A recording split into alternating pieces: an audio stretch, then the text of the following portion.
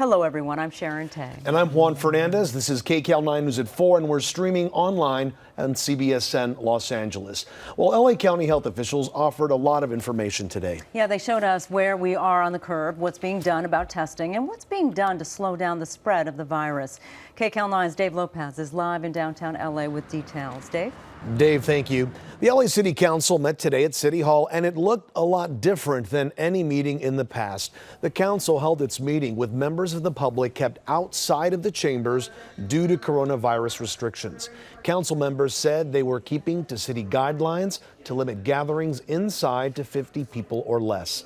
Citizens waiting to make public comments stayed in a large tent outside and added their comments and questions via video. Among the issues discussed, suspending all city projects until neighborhood councils are allowed to meet again and review them first. Well, coronavirus restrictions got tighter today in the Inland Empire as well, with more closures and new restrictions. KCAL 9's Greg Mills live in San Bernardino now with the breakdown of the changes and how people are reacting to them. Greg? With people staying home, supermarkets and neighborhood grocers have seen a spike in demand for home deliveries. KCAL 9's Rachel Kim has that part of the story. Well, a lot of you still have questions about coronavirus. As the number of cases increase, health officials say it's still too early to tell if the new measures put in place are in fact working. What a local doctor has to say. Coronavirus hitting many businesses hard, including one that usually sees a lot of business today on St. Patrick's Day. We're checking in with them coming up.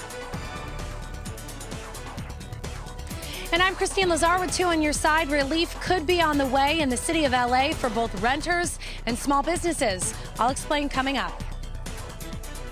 And the storm system that brought us the rain yesterday, well, it's going to split off in two, so that means more showers on the way.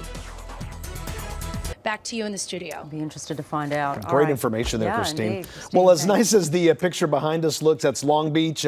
We have some rain headed our way, don't we? Unfortunately, we really do need some sunshine, but that's wishful thinking, right? Well, Al? depending on where you live, so you will get some sunshine, but you're going to see some clouds move in. Well, today is St. Patrick's Day, and it's usually the busiest day of the year for local Irish pubs. But for one longtime family business, it's anything but usual. KCAL 9's Ramela Aragawi has more now on how they're trying to weather this storm. Life at home, that's the new normal during the coronavirus pandemic. No going to the movies, the gym, or dining out at restaurants. Our new normal way of life has been put on hold. KCAL 9's Leslie Maring is live in Burbank to show us how people are coping with this new normal. Leslie? Hi, Leslie. Well, seniors got a break from the large crowds at Northgate supermarkets this morning. Long lines amid the panic buying has been especially frustrating for seniors and people with disabilities. So Northgate Gonzalez Markets opened all 41 of their Southern California stores 1 hour early just for high-risk populations. They only let 120 people inside at a time to minimize the crowd. They say to stay indoors, but since I'm the caregiver for the disabled people at home, I'm the only driver, so I have to be outdoors. I was sorry for some of these elderly people because they were getting pushed and shoved, and it's like, hey, we don't need to do that.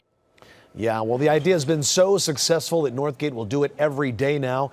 And other retailers such as Vallarta Markets and Dollar General are also allowing seniors in a little early. I'm having some technical issues with Governor Newsom's speech there. He is talking about, he's actually reassuring Californians that this is the time to absorb and recognize that this is change. It's a time to change our behaviors, that this is not permanent, that this will pass at some point, and we will get back to our normal lives. And he also said we must watch out for the most vulnerable in our community. We're talking about seniors, people in living care facilities, and of course those who have problems medically. So very good to hear him. I think we've connected back with him. Let's go ahead and listen in again. If you're young and healthy and your license expired, you don't need to go in either.